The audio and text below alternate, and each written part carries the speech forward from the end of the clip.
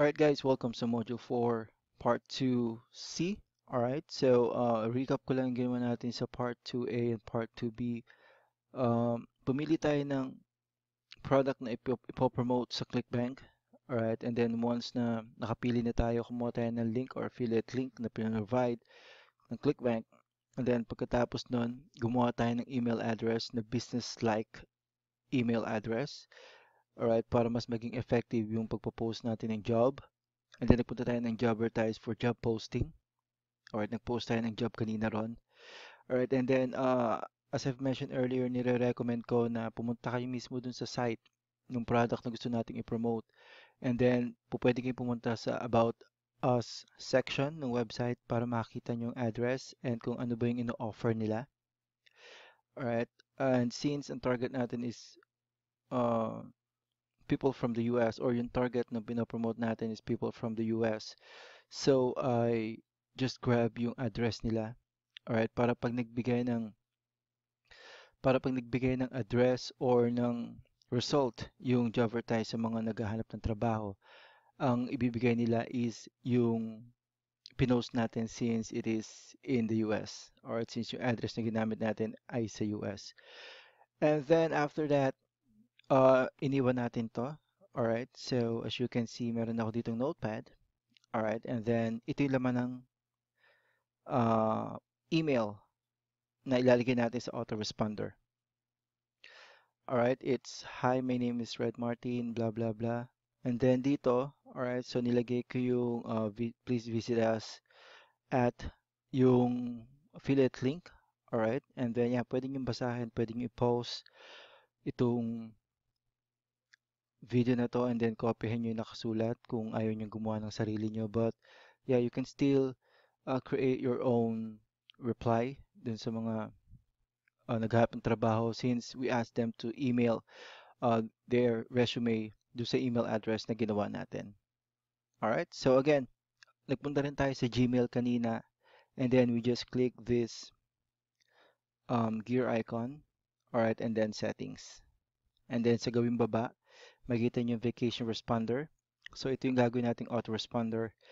Alright, and then yung date, current date, yun lang ilagay nyo dyan. And then subject regarding your resume and job application. Alright, so ngayon punta tayo dito sa notepad ko ulit. And then gagawin ko is kakopy ko lang yung ginawa kong email. Alright, body ng email para do sa reply. And then again, pwede nyo i-pause itong video para kopyahin siya kung ayaw nyo gumawa ng sarili nyo. And then paste nyo lang dito sa plain text box. Alright, once na nandiyan na siya. As you can see, siguro magtataka kayo kasi nakalagay dito sa affiliate link natin is merong hub.clickbank.net. So don't worry about that because kahit kayo, mapapansin nyo rin, nangyayari din to na pag nakakita kayo ng link and interested kayo dun sa article, alright, hindi naman natin talaga binabasa or tinitignan yung link. Ang ginagawa natin is kiniklik lang natin siya. One reason is gusto na natin makarating doon sa website na sinasabi nila. Second reason is masyadong mahaba yung ibang URL. Kaya minsan hindi na natin siya binabasa. Alright, and then once na nalagay nyo na siya, don't forget to click on Save Changes. Alright, Save Changes. So ngayon, once na na-save na natin siya, as you can see, sabi saving. Alright, so let's wait until ma-save siya. Alright, so once na na-save na siya, I don't have to worry na doon or pa pwede nyo siyang i-check ulit just to make sure. Alright, punta ulit tayo ng gear icon and then settings. Alright, once na nasa settings na tayo, punta lang tayo sa baba para makita natin yung vacation response na kinreate natin. Alright, so nandito na siya. So ang gagawin natin just to check, mag-open ako ng ibang email account. Alright, so buksan ko lang isa ko pang email account. Alright, so nandito na tayo ngayon sa alternate email account natin. So as you can see, ito yung ginagamit natin yesterday. Ito yung, or yung nagdaang araw. Ito yung, what you call this? Ito yung account na freeman12@gmail.com. Alright, this time, ang gawin natin is punta muna tayo dun sa isang email na kinreate natin. Alright, just to make sure na tama yung email address na gagamitin natin. Alright, testing, gusto natin sigurado tayo So, copy lang natin yung email address na part-time, big-time job. Alright, which is yung gagamitin ko.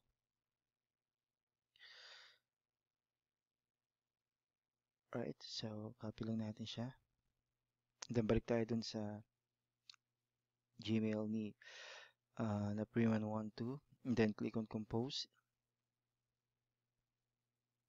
Alright, so nandito na email or compose email natin or compose email tab para sa Gmail. So, makikreate na tayo ng email. So, since this is just a test, alright, kailangan sigurado tayo na yung pinapasok nating email or yung ina-enter natin na email para sa receiver is yung correct email. Alright, so copy lang natin itong generate na ko na email address, which is yung part-time, big-time job. Alright, kung saan sinet up natin siya sa response. Alright, so yung mga email na marireceive ng part-time job ngayon, pag sinend natin dun sa email address na yon, agad yon since nakaset notification response as automatic response. So yung recipients natin is yung part-time, big-time job. Alright, so our subject is test, resume, alright, resume, and then, because we're just testing, alright, and then just click on send. Alright, kung successful yung ginawa natin, dapat makaka-receive tayo ng email from part-time, big-time job. Alright, so message has been sent. So hintay lang tayo ng response from part-time, big-time job. Alright, so ito na yung email na na-receive natin from part-time, big-time job, yung isang email na ginagamit natin. Alright, so tignan natin yung content niya. So yung munang title, as you can see, regarding your resume job application. Alright, so pag nakita mo yan, regarding your resume, so ang gagawin mo is, i-open mo talaga yan since nag-apply ka ng job, gusto mo ng trabaho. So ito yung klase ng email na gusto mong ma-receive. Alright, so click mo lang yan. Alright, sorry about that guys. Medyo um, hindi gumagana yung Gmail or yung new version ng Gmail ko dito sa computer for some reason. So, inopen ko na lang yung old version ng Gmail which is yung HTML version. But again, ang gusto lang naman natin makita is kung na-receive natin yung email from part-time, big-time job, yung email na kinreate natin, pinag-send natin ng test message. Alright, so again, ito na siya. Although, wag yun yung pansinin yung Gmail ko kung medyo gamit ko is yung old version. Alright, anyway, you can see naman meron tayong date. This is today. Alright, there. Okay, so ito yung na-receive nating email from part-time, big-time job. So, click lang natin siya para makita natin yung content. Alright, so again, ito yung nireply sa atin ng part-time, big-time job. Red Martin, part-time, big-time job at gmail.com. So, hi, my name is Red Martin and would like to thank you. Alright, so ito yung ginawa natin. Please visit us. Alright, kahit naman hindi natin siya basahin, usually pagka nagbabasa tayo ng mga ganitong klaseng letter at nakakita tayo ng link, kiklik natin yan. So, visit us at, alright, so ito na yung link, yung affiliate link natin. So, tetest na natin siya.